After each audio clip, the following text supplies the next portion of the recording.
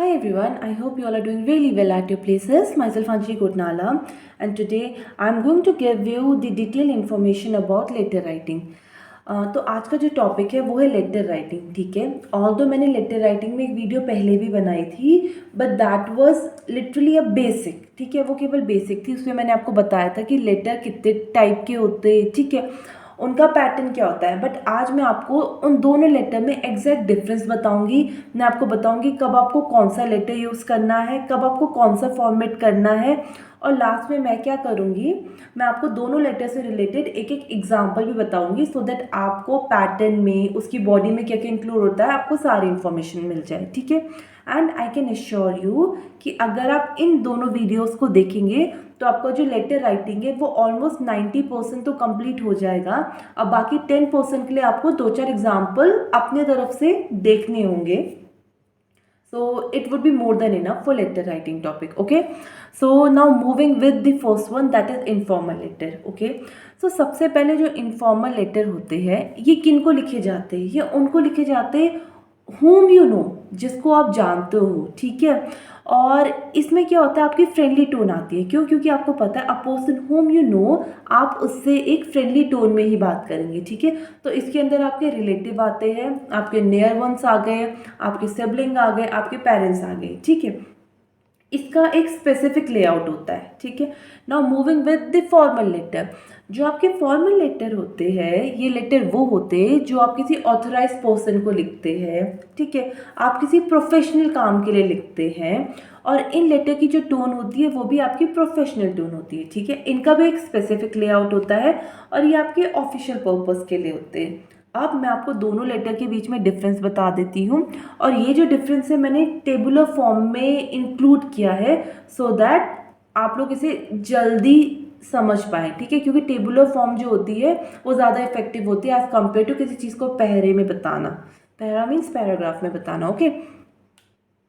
So now moving with the first difference, that is meaning. Meaning तो आपको almost ऊपर से ही क्लियर हो गई होगी, जो बताया था कि जो आपका फॉर्मल लेटर होता है उसको ऑफिशियल पर्पस के लिए लिखा जाता है।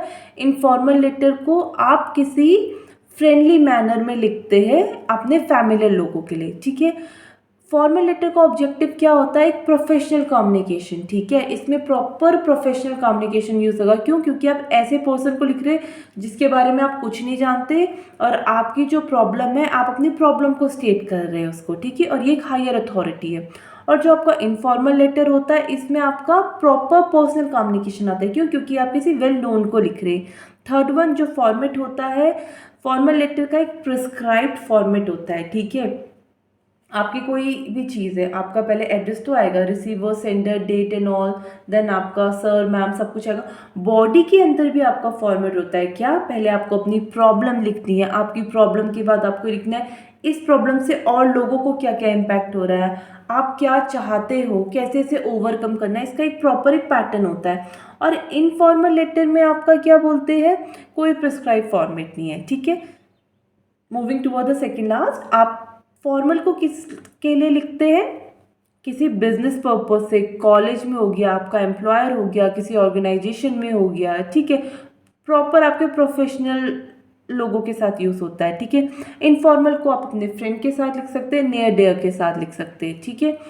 अब जो फॉर्मल लेटर होता है ये थोड़ा लॉन्ग होता है और कॉम्प्लेक्स होता है। क्यों लॉन्ग होता है, क्योंकि आपको प्रॉब्लम स्टेट करनी है, आपको क्या प्रॉब्लम हो रही है, आप कैसे उसे ओवरकम करने के लिए सोच रहे हैं, आपको अथॉरिटी से क्या हेल्प चाहिए, इसको प्रॉपर समझाना पड़ता है, ठीक है। इसके साथ आपको उन्हें कुछ फैक्ट भी प्रेजेंट करने होते हैं, इसलिए कॉम्प्लेक्स होता है। जबकि आपका जो इनफॉर्मल लेटर होता है ये शॉर्ट और बहुत ही सिंपल होता है, क्यों, क्योंकि आपको अपने नियर और डियर वंस को लिखना है।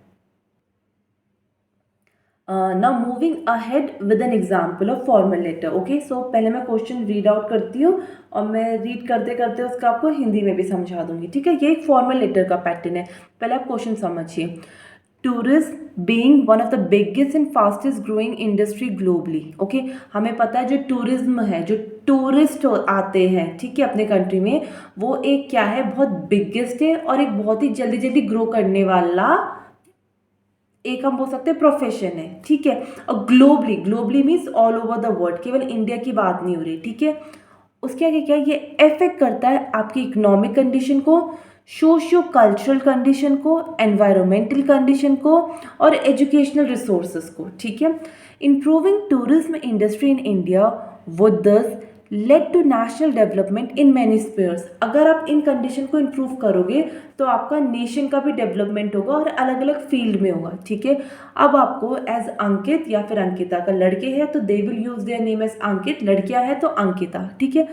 आपको एक लेटर टू एडिटर को एक्सप्रेस करना है, उसको एक लेटर लिखना है, ठीक है, टू दी एडिटर, ठीक है। नेक्स्ट लाइन को आप स्किप करिए और आपका जो ये होना चाहिए ये आपका 100 to 120 होना चाहिए, ठीक है।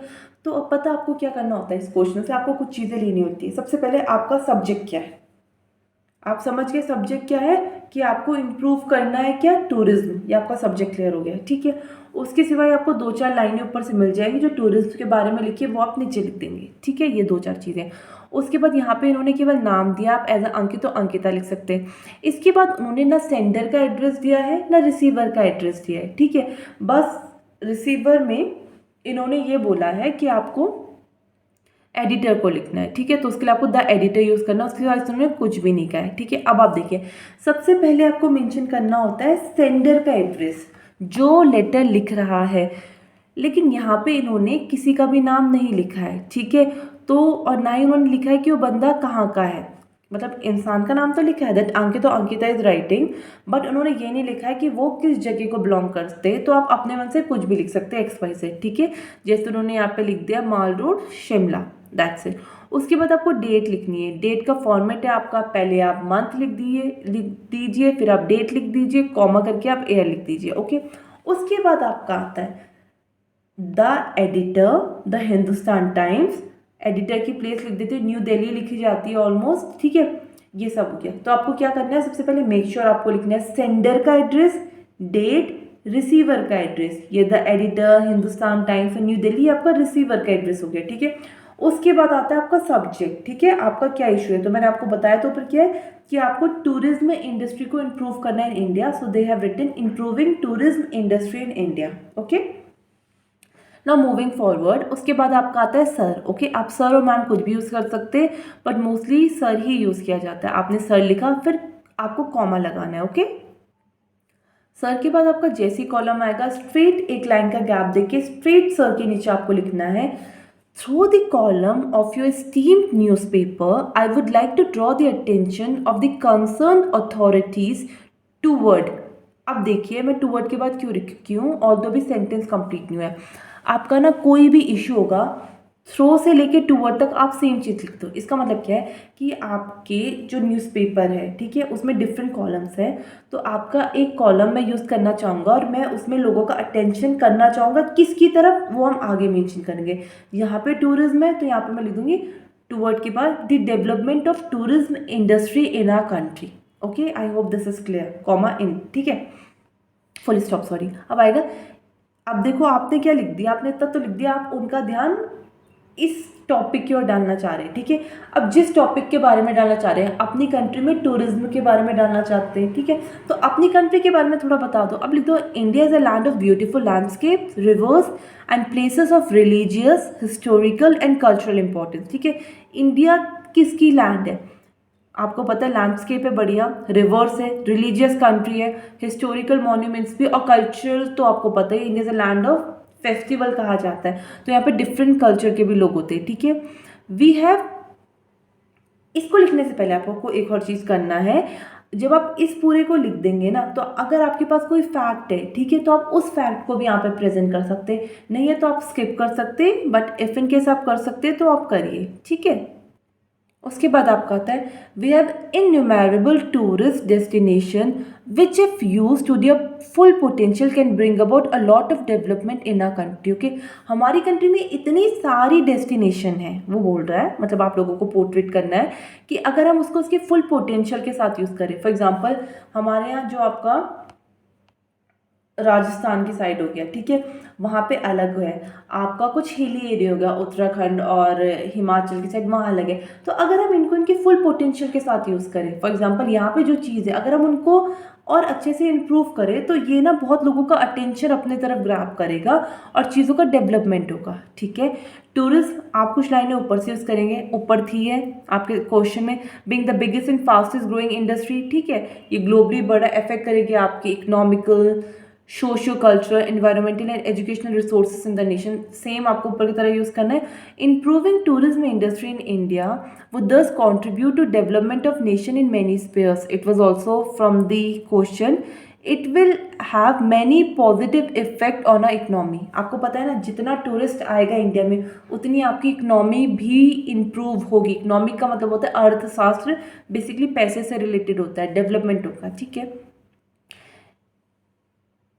It will help in the growth and development of various industry directly link with the tourism industry. इससे क्या होगा, जितनी भी चीज़ें आपकी टूरिज्म से लिंक्ड होगी वो सब आपकी ग्रो करेंगी, सच एज दोज आपकी ट्रांसपोर्टेशन से रिलेटेड है, एकोमोडेशन से रिलेटेड है, वाइल्ड लाइफ से रिलेटेड है, आर्ट से है और एंटरटेनमेंट से। इनफैक्ट जो डायरेक्टली भी लिंक हो, इनडायरेक्टली भी हो, तो सबसे ही ये आपका डेवलपमेंट कराएगी।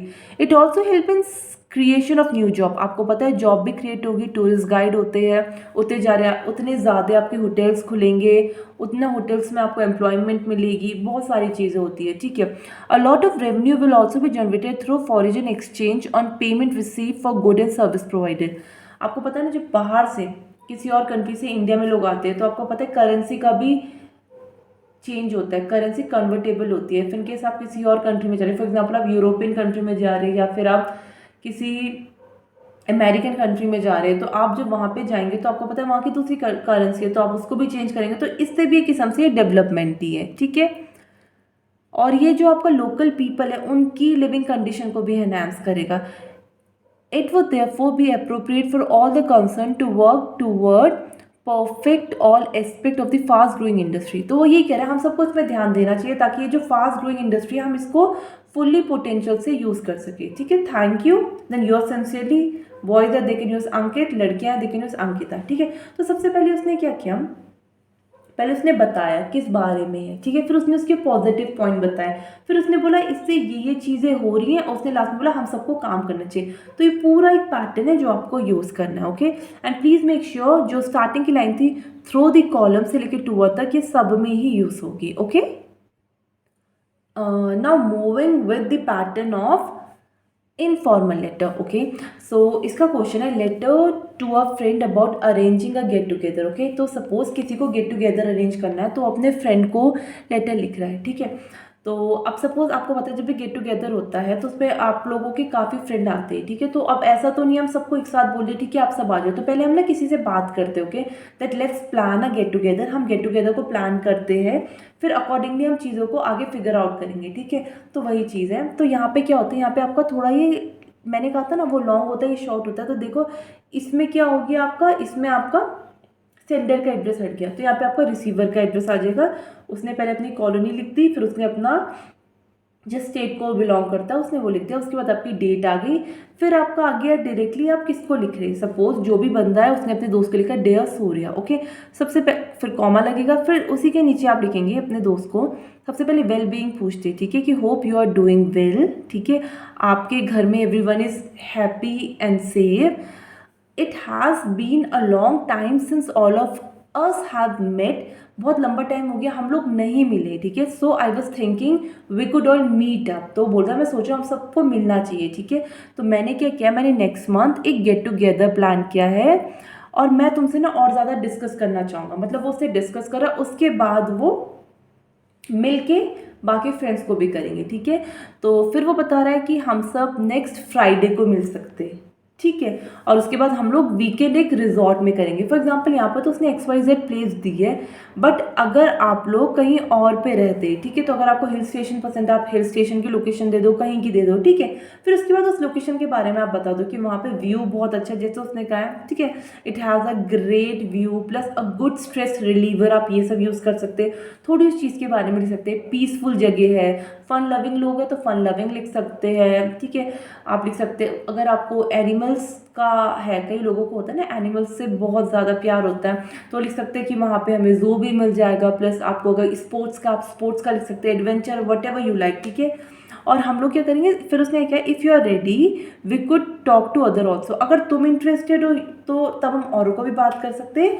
मैं नेक्स्ट वीक तुमसे मिलूंगा, ठीक है, ताकि हम इसके बारे में ज़्यादा डिस्कस करें। लास्ट में awaiting your reply and hope to meet you soon, मैं तुम्हारे रिप्लाई का वेट कर रहा हूँ और हम जल्द ही मिलेंगे, ठीक है। लास्ट में लिख दो love comma and your name.